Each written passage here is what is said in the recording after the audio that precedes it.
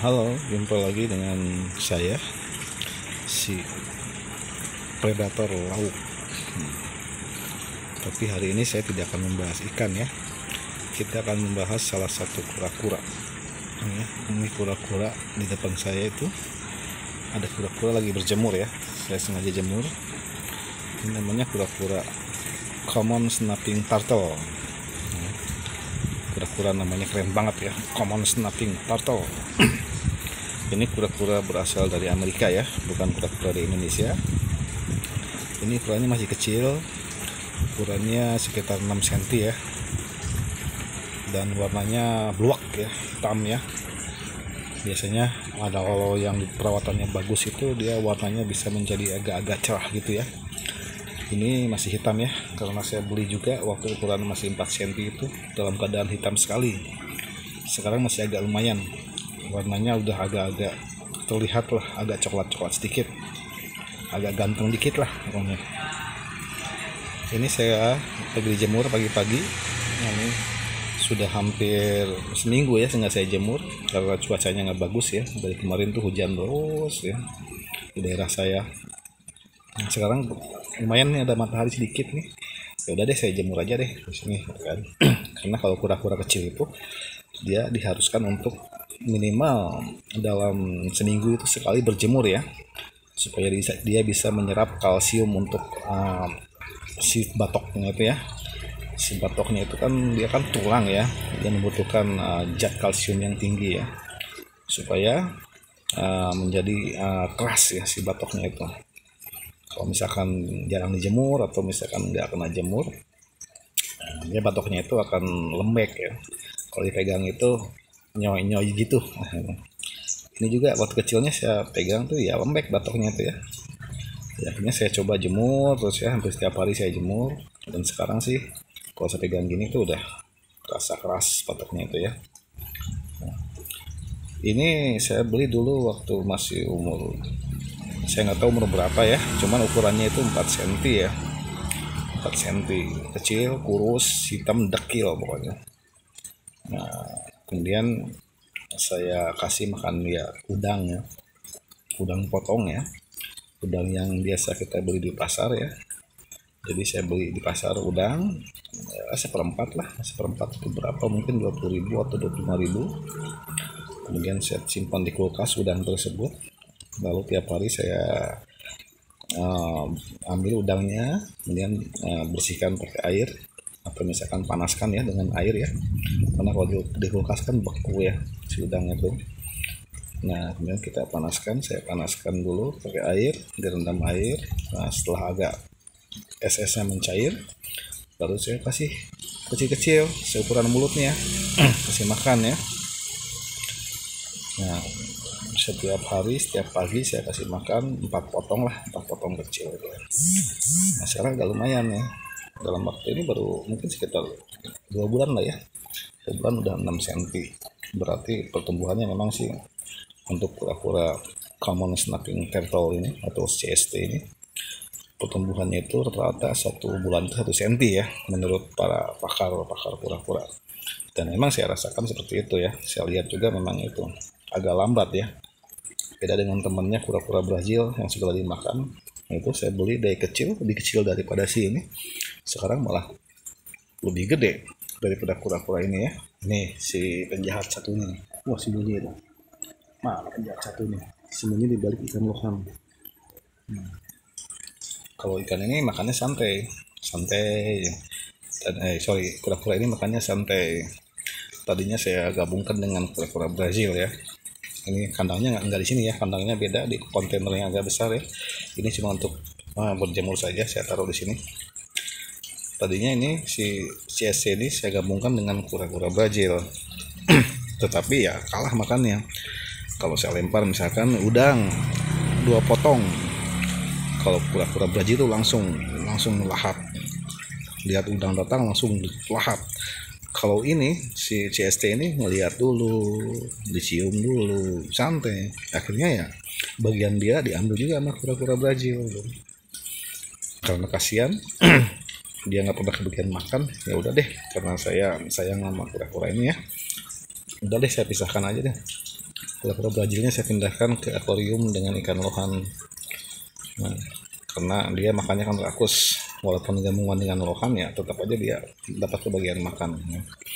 Nah kalau ikan ini, kalau si kura-kura ini, si CST ini saya pisahkan sendiri, biarkan dia hidup sendirian dalam kontainer yang warna putih ya, karena disarankan menurut para pakar kura-kura supaya warnanya cerah itu, maka disimpanlah dalam kontainer warna putih. Karena biar apa? Biar dia menyerupai kontainernya jadi putih gitu kan, cerah lah. Ya, saya coba ya menggunakan metode seperti itu. Sekarang sih lumayan sih, agak lumayan ya, dari pada awal-awal tuh butak banget. Sekarang agak-agak butak juga sebenarnya sih, tapi sih ya kalau misalkan kameranya ini bagus terlihat agak-agak coklat gitu. Ini setelah dijemur tuh saya biasanya saya sikat si karapasnya itu. Si karpasnya itu saya gosok, saya sikat menggunakan sikat gigi ya. Saya sikat biar si lumut-lumut atau si kotoran-kotoran yang nempel di situ di karpasnya itu hilang gitu ya. Jadi warnanya bisa cerah gitu ya.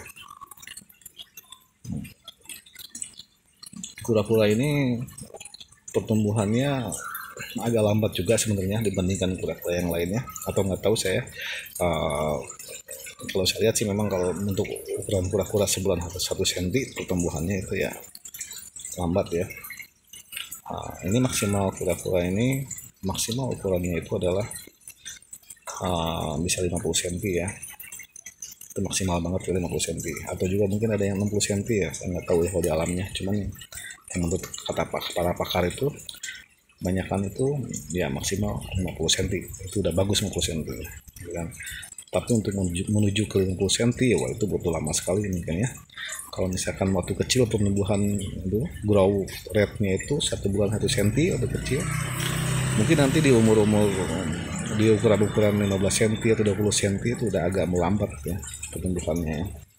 Biasanya ikan gitu kan, reptil atau ikan itu pertumbuhannya seperti itu ya, dari kecil sampai ukuran remaja mungkin cepat pertumbuhannya, setelah itu dia melambat. Jadi video ini saya tidak memberikan makan untuk kura-kura ini ya, untuk CST ini, karena kalau lagi dijemur gini dia kalau yang ini sih pemalu, dia nggak suka makan lagi dijemur gini ya, karena ini kan saya jemur dipindahkan tempatnya, kontainernya dari tempat dia yang biasa sehari-hari pindah ke tempat untuk berjemur. Itu sudah agak stres ya, sudah stres, suka bingung dengan ini kok ada di sini gitu. Makanya kalaupun lagi dijemur saya lemparin makan, nggak akan dimakan karena dia stres gitu ya. Tapi biasanya saya balikin ke kandangnya lagi, baru kemudian dikasih makan, baru dia mau. Nah itu saya jemur setiap hari kalau ada matahari, kalau nggak ada ya nggak usah saya jemur. Tetapi airnya kan di kura-kura ini kan kura-kura air ya, dia tuh dalam kandangnya itu ada air yang tingginya itu di atas karapasnya lah, biar dia bisa tenggelam semuanya. Tapi kura-kura itu kan dia bernapasnya itu kan menghirup udara dari luar ya, bukan dari air seperti ikan ya. Makanya dia kadang dalam beberapa detik, beberapa menit dia akan nongol kepalanya keluar untuk mengambil udara ya. Jadi karapasnya airnya tidak saya buat tinggi ya, biar lehernya itu bisa sampai ke atas, kemudian bisa menghirup udara lewat hidungnya ya. Nah airnya itu saya ganti 2 hari sekali ya, karena airnya tidak menggunakan filter ya, tidak menggunakan filter untuk penyaring kotoran. Jadi saya ganti 2 hari sekali itu ya, dan itu katanya sih harus diganti 2 hari sekali, minimal 2 hari sekali itu ya. Nah, karena kan si kura-kura ini kan kotorannya kan pada setelah makan dia pup di mana-mana ya. Nah, itu nggak bagus untuk kualitas airnya itu ya. Makanya diganti 2 hari sekali. Nah kemudian si kura-kura ini dia itu sebenarnya dia itu contoh binatang reptil yang sangat rakus ya seharusnya ya, kura-kura CST ini ya. Tetapi biasanya kalau saya kan dikasih makannya itu kan sehari 2 kali. Nah kalau kasih makan sehari 2 kali itu jadi kadar kerakusannya kurang ya. Artinya gini, pagi-pagi saya kasih makan misalkan 4 potong atau 5 potong udang ya. kemudian sorenya saya kasih makan lagi gitu kan. Nah besok pagi lagi itu saya kasih makan lagi, ya dia makannya maksudnya nggak begitu lahap gitu ya, artinya kadang-kadang saya kasih makan lempar 4 potong itu didiemin dulu dalam waktu 5 menit baru habis gitu. Nah, tapi kalau misalkan saya puasakan dalam sehari atau 2 hari gitu ya, nah itu kalau lempar langsung disantap habis itu kan. Itu di situ uniknya itu ya, senangnya itu ngelihat makan tuh ya, seperti itu. Tapi kalau misalkan dikasih makan sehari 2 kali ya itu kadang-kadang ya kita sih pinginnya sih kan senang kalau ngeliat binatang peliharaan kita itu dimakan, nanti kan kayaknya puas banget tuh ya melihat dia makan banyak gitu kan. Nah, tapi kalau tiap hari kasih makan banyak-banyak juga itu nggak bagus ya, apalagi untuk kura-kura CST ini. Kalau badannya gemuk itu jadinya nggak proporsional, itu terlihat sangat jelek ya penampilannya itu.